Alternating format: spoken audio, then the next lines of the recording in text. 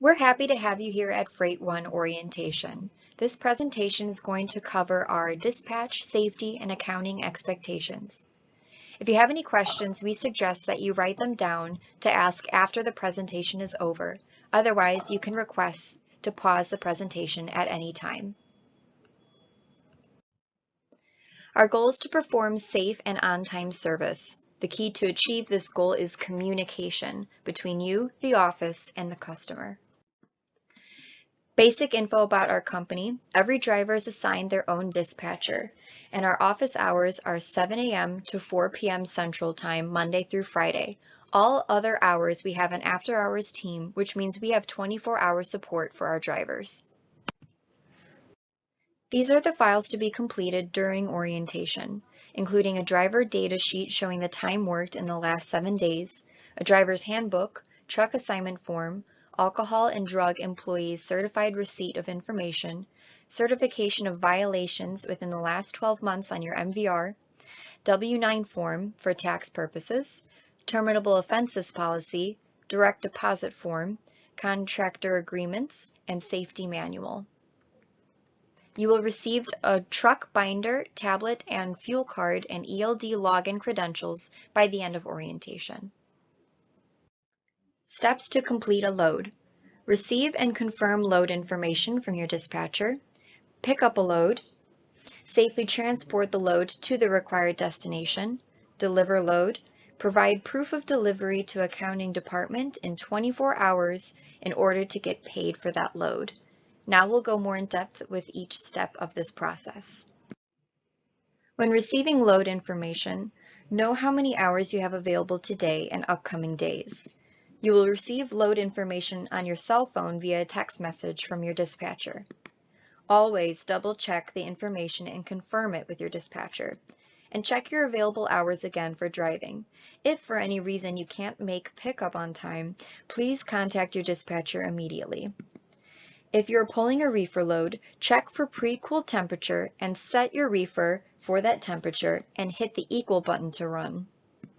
And remember to update your dispatcher on your ETA to the pickup location, and only dispatchers can book and cancel loads. Make sure you have all the information you need before accepting the load. At the pickup, it's really important to check in with all given pickup numbers. If you're getting held up at the shipper, please contact your dispatcher. When you're loaded, check to see if your original load information from the dispatcher matches the BOL, including quantity and weight, pickup numbers and destination, and the temperature. You should also be double checking the temperature with the temperature set on the reefer unit before you leave. The temperature should be matching in all three areas: the load information that you got from the dispatcher, the BOL, and the reefer unit. If the BOL or load information does not match in any of these items, please contact the dispatcher right away. You must follow temperature instructions, such as run on continuous mode, to avoid a potential claim. Send your dispatcher a picture of the set reefer temperature and of the load seal to prove that everything was set correctly before leaving the pickup. When you are loaded, check your hours again and plan your trip. If for any reason you're unable to get to the delivery on time, please update your dispatcher on any changes in your ETA. Maintain the required temperature and mode on your reefer unit, and always have enough fuel in your reefer tank. When you arrive at the delivery, send another picture to dispatch of the reefer temperature and the load seal before they break the seal to show proof that you arrived doing everything on your side properly. And make sure you're getting clean, signed bill of ladings, and check for shortages, damages, and overages. If you find any, report to dispatch immediately. At the end, double check your trailer to make sure that the whole product has been unloaded. To get paid for a completed load, provide our office proper proof of delivery. Submit the paperwork immediately to our billing email address using CamScanner or another similar application. This application is 100% free. The proof of delivery that you are providing must have every page, all 4 corners of the page, be clean and readable, not blurry and no dark spots. Now you'll see a short tutorial on how to use CamScanner for sending documents. Okay folks, so this is the way to use the CamScanner app. So CamScanner is available either on the Google Play Store or the Apple App Store, and that's what the icon looks like. CamScanner, one word. Okay, now basically this is a free app that will allow you to take a picture of any document and turn it into a PDF that you can share. In this case, we'll share it to Google Drive, but it could be through email or other means. So these are other documents that I've scanned in the past. You can go back and check them out or send them to another user another way. For now, we're going to do a new document, so I'll hit the camera button. And you don't have to get the whole document right in the page, but it helps to have a little bit on the outside there, just like you see here. So I'll hit the camera button. It'll snap a photo, and you see it has these guides that'll let you crop out whatever you don't think belongs. And hit next. And it flattens the image, adds a little brightness to it. You can make things black and white, darken them down just like you would on a photocopy machine, but I'm going to use Magicolor, which is their proprietary screen document brightening tool. And I'm going to change the name of this to App Tutorial and hit OK. Try that again. App Tutorial and OK. File name is now saved, and when I hit the save check, I have a couple options up here. I'm going to choose the PDF option, which will then include a share button, and I'm going to do save to drive. You'll see I have the file name, my Google account, and the folder in which it's going to. Hit save. And now the document is available in my Google Drive to be shared through that or whichever app you deem appropriate.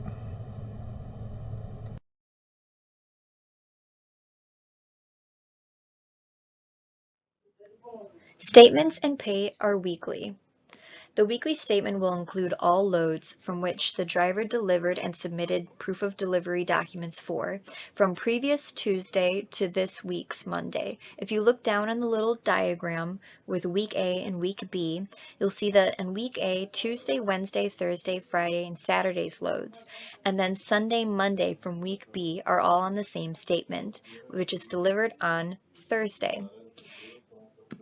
ACH transfer will be initiated on Thursday, and most banks will accept this payment by Friday. That means most drivers are receiving their payment on Friday, but drivers receiving payments on Saturday is because their bank specifically did not process this payment until Saturday. An example schedule is loads done on Tuesday, January 5th until January 11th will be on the statement on January 14th. And the payment will be received the next day, January 15th. Cash advances are limited to $300 per week. This must be approved by the accounting department and is only available after completing your first load. Above all, safety first. Take responsibility to be rested before a trip. Take responsibility to check your equipment. Drive safe for yourself and others. If you get too sleepy, please stop. Drive within the speed limit and adjust your speed down for weather or road conditions or grade. When backing up, always check around your equipment completely and/or seek assistance.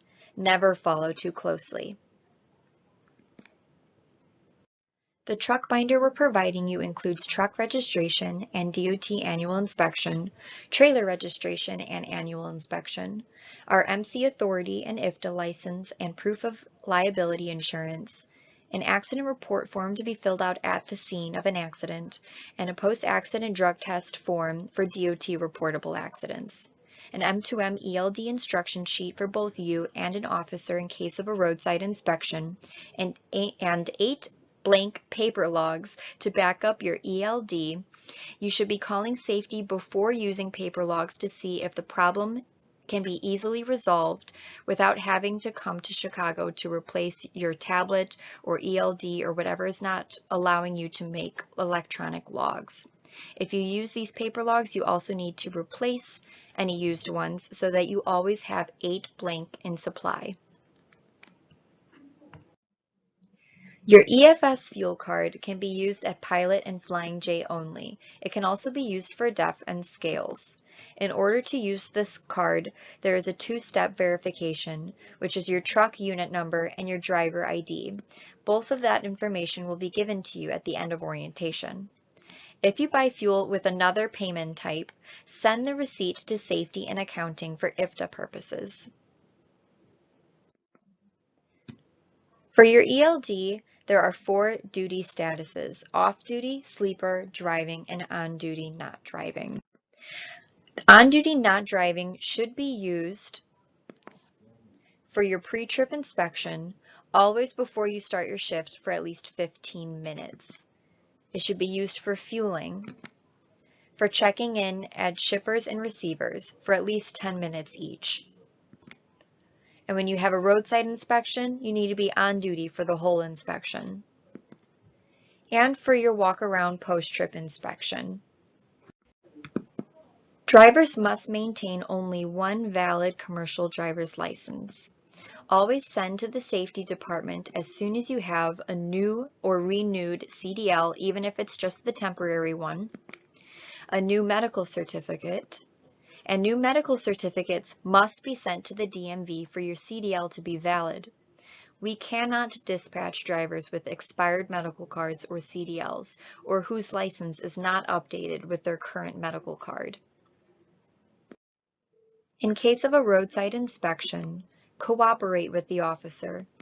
Review the violations and check for mistakes before you leave, and politely ask the officer questions about violations you don't understand.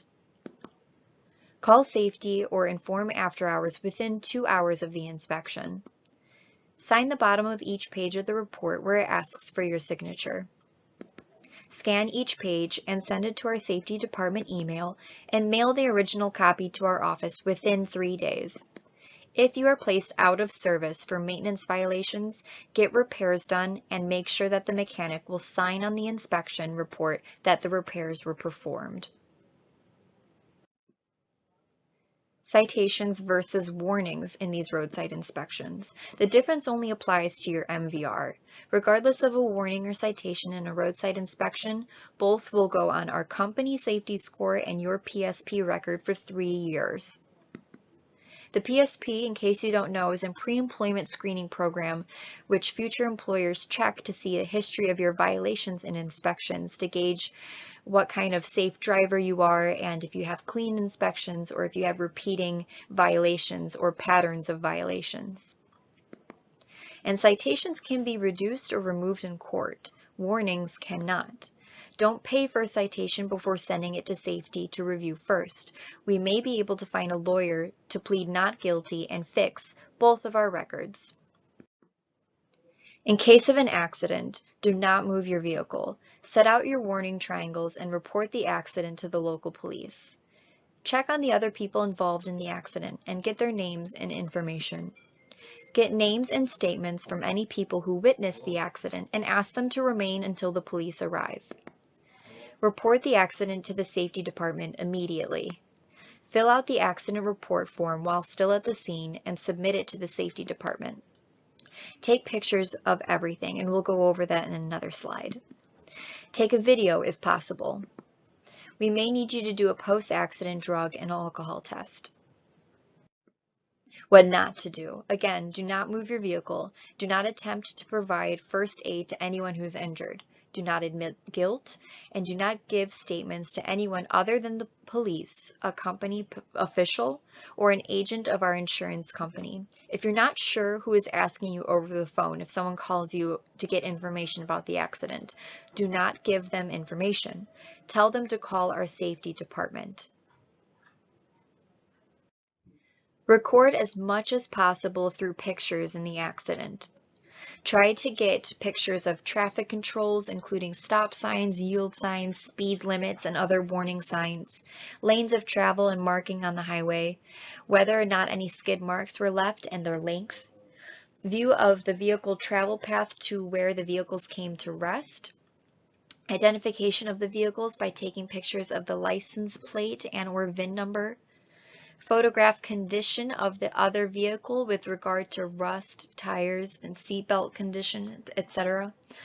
Photograph the entire vehicle or vehicles involved, all four sides, to rule in and rule out damages. And information from the other party, including company decals, trailer plate or truck plate, driver's license, insurance certificate, or card. If you can't get that information, make sure you get pictures also of any documents the police officer gives you for information exchange of insurance or a police number, report number, so that we can order the police report later. We'll also need photographs from a cargo claim.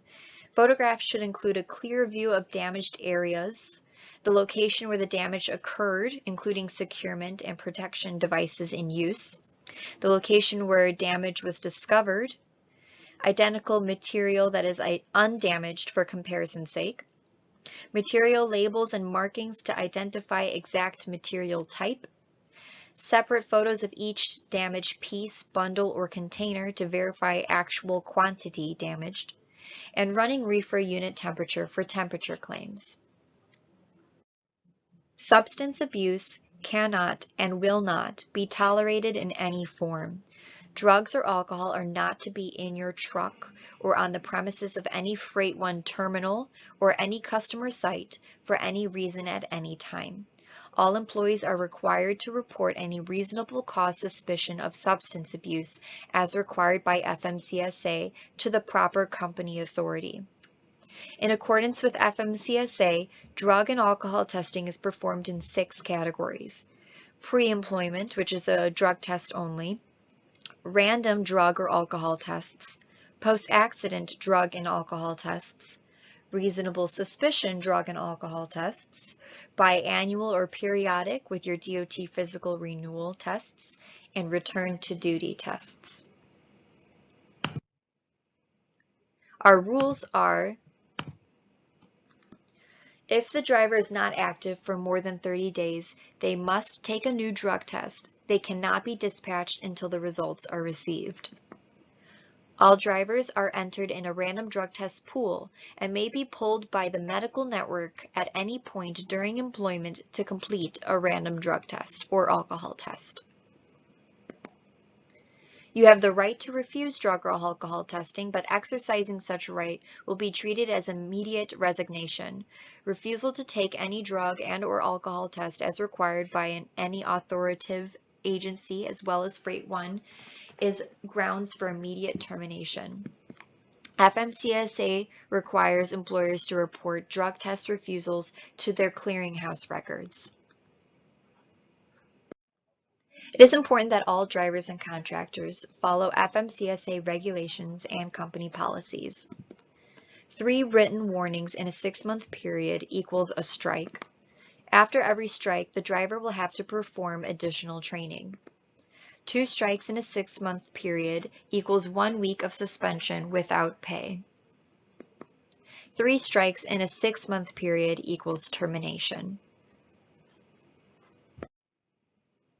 Safety warnings and strikes are outlined in your driver handbook, and they include not using on-duty status for pre-trip and fueling, improper ELD usage, having a passenger in the truck without authorization paperwork, failure to report any roadside inspection within 2 hours. Any hours of service violation will result in not only a warning, but we will place you 10 hours out of service. Improper hookup of trailer and not placing safety securement. An unsafe driving violation from an inspection between 1 to 4 CSA basic points. A combination of violations from an inspection from any category under 10 basic points. Minor accidents that you are at fault for resulting in damages under $3,000. and failure to report mechanical or technical defects on your equipment to the maintenance department. Strikes include driving with the ELD turned off. Driver will be placed on a 34-hour reset. Using a handheld device while operating your CMV. Fueling with the incorrect truck number on the fuel card. So if you switch trucks, make sure that you also switch the truck number that you are now fueling for. If a violation is received in a roadside inspection for falsifying a logbook.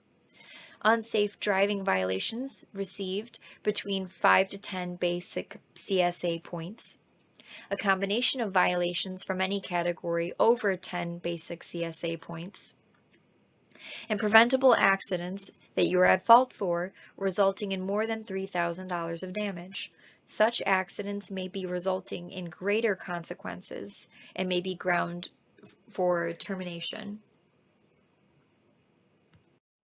Warnings from other departments may include being late on a stop location without a valid reason, breaking driver rules of conduct, not providing eligible proof of delivery within 24 hours after delivery, a missing or lost BOL, or a BOL without a signature. Thank you for watching our orientation presentation. If you have any questions at any time, it's never too late to ask. Stay safe and drive safe.